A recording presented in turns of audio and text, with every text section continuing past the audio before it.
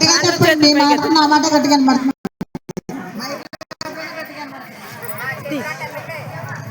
జిందాబాద్ జిందాబాద్ Anganwadi workers and helpers union, Anganwadi workers and helpers union, Anganwadi workers and helpers union.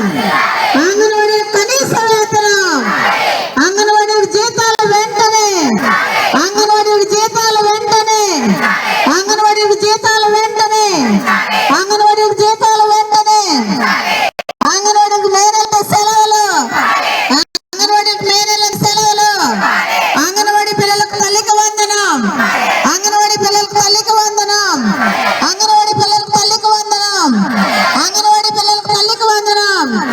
అంగన్వాడీకి జీతాల వెంటనే, అంగన్వాడీకి జీతాల వెంటనే, అంగన్వాడీకి జీతాల వెంటనే, అంగన్వాడీ లబ్ధిదారులకు నాణ్యమైన ఫుడ్. ఏవిఎన్ టీవీ వార్తలకు స్వాగతం. వార్తలు చదువుతున్న ఆనంద్ కొండేటి. ప్రభుత్వం అంగన్వాడీలకు కనీస వేతనం చెల్లించాలని సిఐటియు నాయకుడు చిరపర రంగారావు ప్రభుత్వాన్ని డిమాండ్ చేశారు. Anganwadi workers and helpers union CITU అనుబంధ సంస్థ రాష్ట్ర వ్యాప్తంగా ఇచ్చిన పిలుపు మేరకు పశ్చిమ గోదావరి జిల్లా పిట్టపాడు మండలం ప్రత్తిపాడు గ్రామంలోని ఐసిడిఎస్ సిడిపిఓ కార్యాలయం వద్ద అంగన్వాడీలు మంగళవారం రిలే నిరాహార దీక్ష చేపట్టారు. ఈ దీక్షలో అంగన్వాడీ ఆయాలు పెద్ద ఎత్తున పాల్గొన్నారు.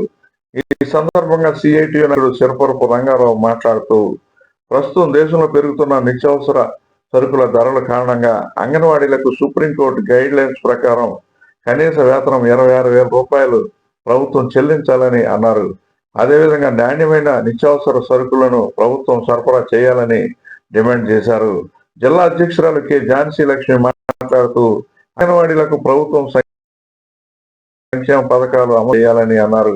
పలు డిమాండ్లతో కూడిన వినతిపత్రాన్ని స్థానిక సిడిపోకు అందజేశారు. ఈ కార్యక్రమంలో ప్రాజెక్టు అధ్యక్షురాలు ఉప్పుల శారద తదితరులు పాల్గొన్నారు.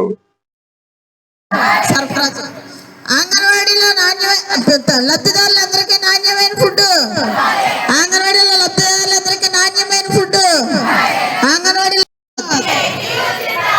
గట్టిగా చెప్పండి, మీ మాట నా మాట గట్టిగా పడుతుంది. జిందాబాద్ జిందాబాద్ Anganwadi workers and helpers union, Anganwadi workers and helpers union,